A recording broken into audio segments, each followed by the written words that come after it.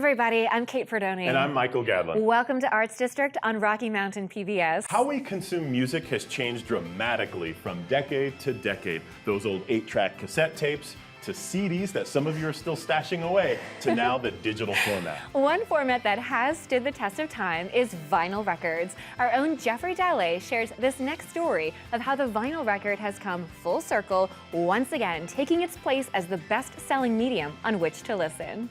Nice clean record.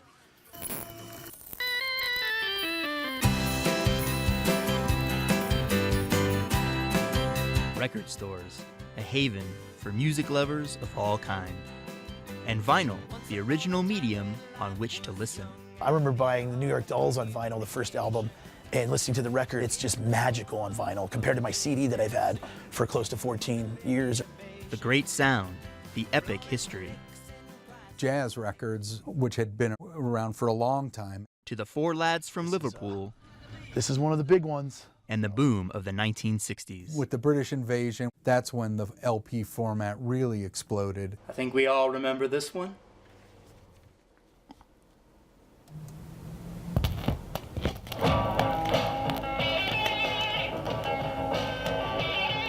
Liking the Beatles is almost like wearing a peace sign, and it's peace, love, dove, baby. The Beatles, the Rolling Stones, the glory days of album rock. But with time comes change. When vinyl started to lose favor in the wake of CDs, over the course of about 5 to 7 years, it really went to almost nothing. Then, with downloads and streaming, the hits got worse.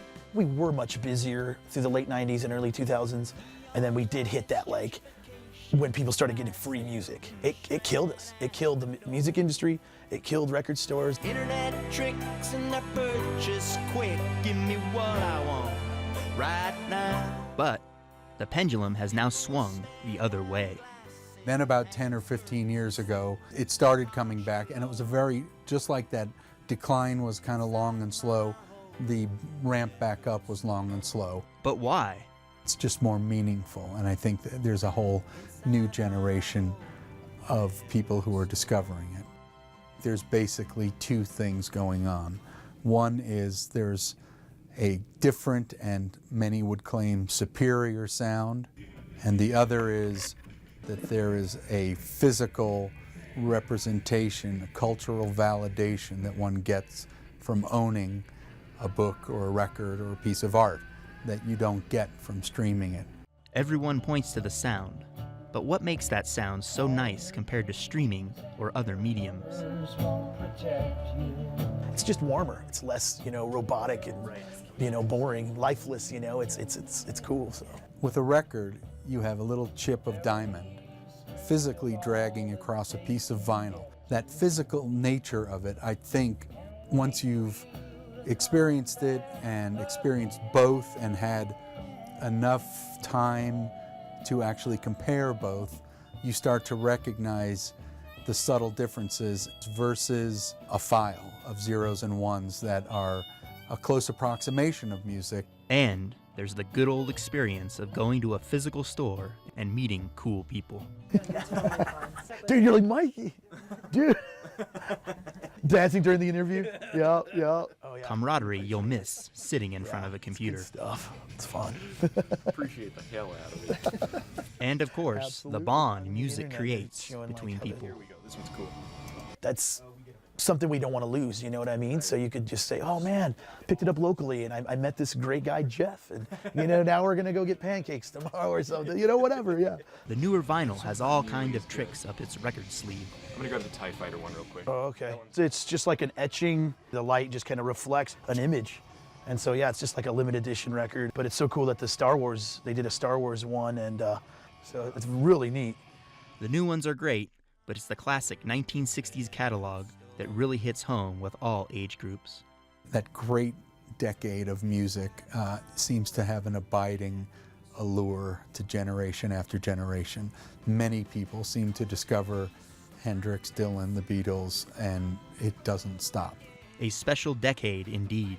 It's one of the very few times when in popular culture, actual art and popularity met. in the 60s, the deepest stuff that our culture was creating, remarkably, was also the most popular. And that's not something that happens in culture that often. And it was a great thing to live through.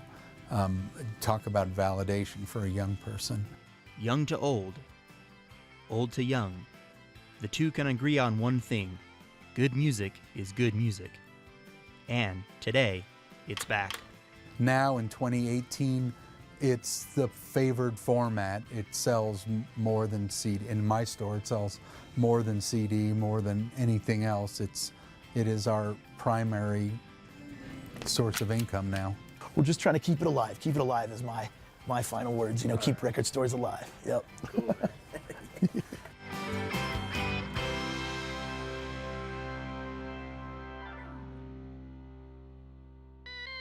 Wow, that was a catchy song, huh? Absolutely. It's called My Old Record Store. And if you recognize that voice, did you?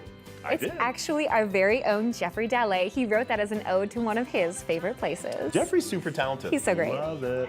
So one of the things I love about vinyls is the artwork. Now you brought some great records. I sure did. I brought Neil Young, my fave, Tonight's the Night on the Beach, and of course, Jimi Hendrix with Lonnie Youngblood. Cool collab they did. What do you have? Oh, I love it. Michael Jackson's Thriller. Yes. And it opens up. You ready? Voila! Oh. Don't you love that? It's so cool. Oh, and I brought a Prince one. I'm a huge Prince fan. Yeah. Another thing I miss is holding records in your hand and reading the lyrics. Yeah. Oh, don't you love that? I miss that. That I was do like too. grown up childhood. I love it. I know. So cool. It's a cool thing.